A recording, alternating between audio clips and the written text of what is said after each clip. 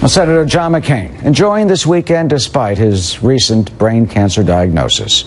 The Arizona senator was hiking in his home state of Arizona with his daughter, Fox News' own Meghan McCain. And as you can see in this wonderful photo that Meghan tweeted, she had a caption on that photo, which was, quote, "Amazing hike with Dad, Senator John McCain this morning. Thank you for all your best wishes." Here to talk about Senator McCain's diagnosis and his battle with this terrible disease is Dr. Jen Caudle. She's a family physician, assistant professor at Rowan University School of Osteopathic Medicine. And first, of course, Dr. Caudle, our thoughts, as we know, are we're pulling for Senator McCain here. Absolutely. That's the first thing I was going to say, is our thoughts and prayers are with him. We are pulling for him. We are thinking of him and Meghan and his whole family, of course. Because glioblastomas, and my family knows firsthand, they are, man, oh man. First of all, it's tough. What are they? It's tough, and why are glioblastomas, that type of tumor, why are they so challenging? Right. Well, you know, first of all, my sentiments go out to you and your family as well. They are tough tumors. These are brain tumors, and it's probably the most common and most malignant of the glial tumors. It's a tumor made up of star-shaped cells in the brain. These cells grow very quickly. The tumors can grow very fast because they have a lot of a blood supply. That's one of the things that makes them so aggressive and so difficult to treat. And one of the other things is that many of the cells within the tumors, they tend to be different types of cells. So treatments don't necessarily, one treatment may not apply to everything in every cell within that tumor. There's a number of other reasons why this is a difficult tumor to treat. They have like tentacles sometimes. That's another challenge. They can shoot out tentacles. That's a description that we think of because they can spread. It can spread because it multiplies, it grows.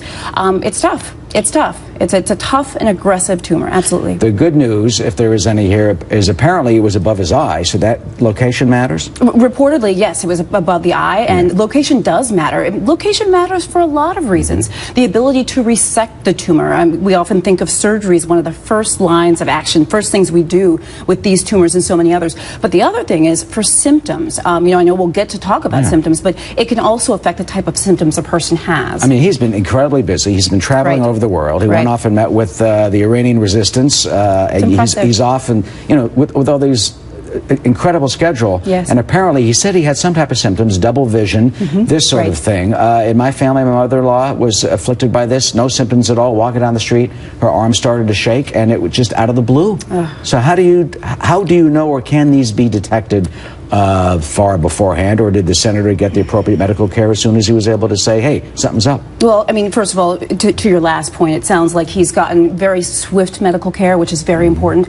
He's clearly got a fantastic medical team, which is very important. But to your comment about your mother-in-law and to Senator McCain and symptoms, you know, everyone is so different. There's not one size fits all in this situation. Some people might have very few symptoms. Others might have symptoms such as headache or nausea, vomiting. Some people might have weakness on one side of their body or just feel a little confused or drowsy. And then some people have seizures. But again, it's different for everyone, and it depends on the size of the tumor. It depends on the location of the tumor. It depends on the characteristics of the person. And the treatment, chemo and radiation, are there any experimental immunotherapies, this sort of thing going on? Yeah, no, I mean, so you took the words right out of my mouth, which is fantastic. I mean, often we start with surgery. That's important. You want to get that tumor out of there. You want to get pathology. You want to get a good diagnosis and remove as much of it as possible. But then chemo and radiation tend to be mainstays of treatment. And you're absolutely right that research is certainly looking at things like immunotherapy and genetic markers to figure out how we can best treat these tumors. And finally, I mean, it's actually not that common. It was, having gone through this myself, I thought it was pretty common, but it really isn't. The incidence is about 2 to 3 people per 100,000, 2 to 3 new cases per 100,000 people per year. So that's something to kind of keep in mind. All right, well, we have the senator in our thoughts, as we had said. Of course, we'll be pulling for him and continuing with him. He's been really busy. I mean, he tweeted out today. Yes, you know, he's very impressive. Glad deal finally reached for sanctions on Russia, Iran, North Korea. I'm reviewing the details closely with effective sanctions. There he is on Twitter speaking out, warning what's going to happen when he gets back to the Senate. I love it. Senator McCain, thank you. Keep at it. A great icon in America. Absolutely. Of course. Thank you.